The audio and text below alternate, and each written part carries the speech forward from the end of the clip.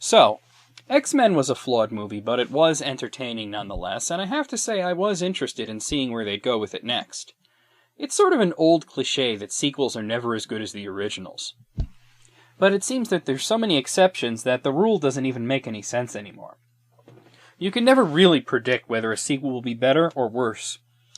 Well, in this case, it's definitely better, as X2 pretty much improves on everything from the first movie. Sure, it does have its logic flaws here and there, but nothing as glaring or as dumb as the first movie. This time, the villain is William Stryker, an anti-mutant high-ranking military officer who engineers a plan to steal the designs for Cerebro and uses mutant son Jason's power to gain control over several key mutants, most notably Professor X and Magneto, to build a second Cerebro and use it to kill all the mutants on Earth. The X-Men are fractured as Professor X and Cyclops get captured early on, and they have to team up with Magneto and Mystique. There's also another plot running here about Wolverine searching for clues about his past. At the end of the first movie, at the direction of Professor X, he went to Alkali Lake to look for clues about his past, but he basically just shows up, looks around a bit, and goes, "Yep, this is abandoned," and leaves.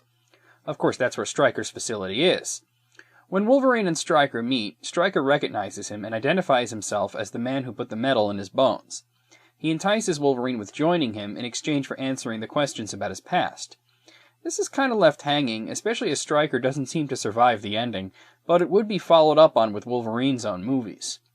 There are also a few more characters this time around. Some of them are characters from the first movie that have increased their roles, like Pyro, and some are just in the movie for a little bit, like Colossus, and some, like Nightcrawler or Lady Deathstrike, are important characters. The characterization is a lot better this time. The last movie focused so much on Wolverine and Rogue that the other characters barely had any lines, like Halle Berry as Storm. Oh wait, she had an accent? Yeah, never mind that.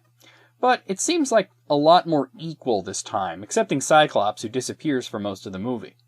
In the comics, the X-Men were created as sort of the 60s metaphor for race relations in the United States.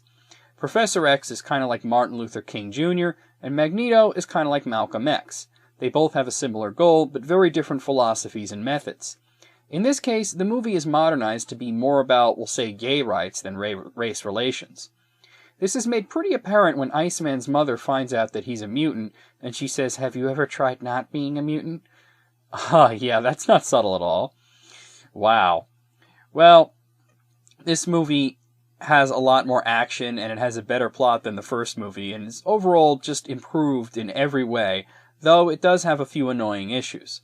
One is when Mystique disguises herself as Jean Grey and makes out with Wolverine.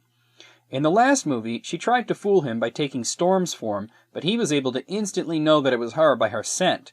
Yet in this one, he makes out with her for a while, and it's not until he sees the scar from the wounds that he's given in the first film that he realizes it.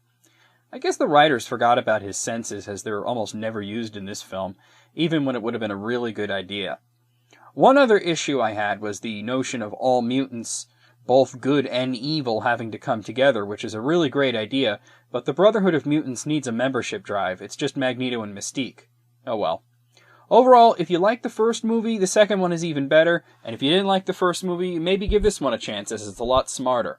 I'll give it an 8 out of 10.